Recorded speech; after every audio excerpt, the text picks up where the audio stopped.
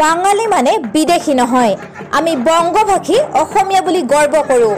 বংগভাষী অসমীয়া হ'বলৈ আমাক কাৰো প্ৰমাণ পত্ৰ নালাগে।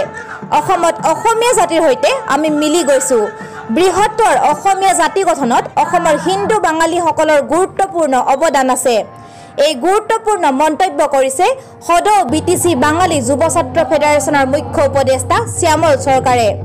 আজি ওদালগুৰি জিলাৰ ভাৰত ভূটান সীমান্তৱৰ্তী ডিমাকুছিৰ দুৰ্গা মন্দিৰ খেলপথাৰত সদৌ বিটিচি বাঙালী যুৱ ছাত্ৰ ফেডাৰেশ্যনৰ ওদালগুৰি জিলা সমিতি আৰু ডিমাকুছি আঞ্চলিক সমিতিৰ অষ্টম আৰু দশম দ্বিবাৰ্ষিক অধিৱেশনৰ মুকলি সভা উদ্বোধন কৰি শ্যামল চৰকাৰে উদ্বোধনী ভাষণত এইদৰে কয়।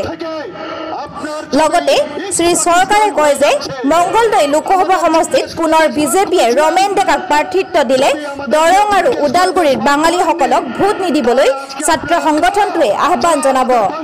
মুঠতে ৰমেন ডেকাক ৰাইজে আগন্তুক লোকসভাত বৰ্জন কৰিব। এই প্ৰতিবেদন মিঠু চৰকাৰৰ।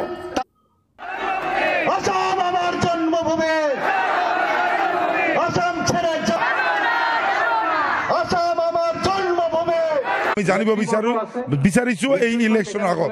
সেইকাৰণে ইলেকশ্যনৰ ডলাৰ পকৰি বনাই আমাক মানে দুৱাৰে দুৱাৰে মানে ফুটবল বনাই খেলি থকাৰ অধিকাৰ কিন্তু বিজেপি চৰকাৰৰ নাই। আৰু এটা কথা ক'ব বিচাৰিছো, আমাৰ ইয়াৰ যে স্থানীয় MP আমাৰ কি কয় ৰমেন ডেকা, তেওঁৰ নামে আমি পাহৰি যাওঁ, কাৰণ তেওঁৰ সমষ্টিৰ জ্ঞান নাই। আজি আমি ক'ব বিচাৰিছো যে বিজেপিয়ে এই ৰমেন ডেকাৰ MP সমষ্টিত আমাৰ 12-13জন মানুহ সুইচাইড কৰি মৰিছে। বৈধ কাগজ থকাৰ পিছত, বৈধ নাগৰিক হোৱাৰ পিছত কিন্তু এজন মানুহৰ ঘৰত ৰমেন ডেকাই যাই পোৱা নাই বা যোৱাৰ সাহস গোটাব পৰা নাই। এনেকুৱা ধৰণৰ MP যদি বিজেপি আমাক আকৌ থপি দিব বিচাৰে তাক কিন্তু আমি প্ৰশ্ন নেদিওঁ। আৰু হিন্দু বাঙালীসকলক আমি কম যাতে তেনেকুৱা ধৰণৰ বিজেপি সাংসদক যাতে এটা ভোটো কাষ্টিং নকৰে।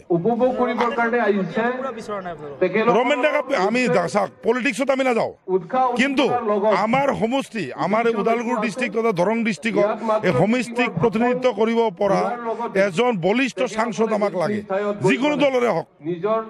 আজি যে আমাৰ 10 বছৰ ৰমেন ডেকাৰ হৈছে ইয়াতে, ৰমেন ডেকাই আমাৰ এই মংগলদৈ সমষ্টিৰ তেওঁ চাৰি সীমা ক'ব নোৱাৰিব, পাব্লিকৰ নাম এটা ক'ব নোৱাৰিব।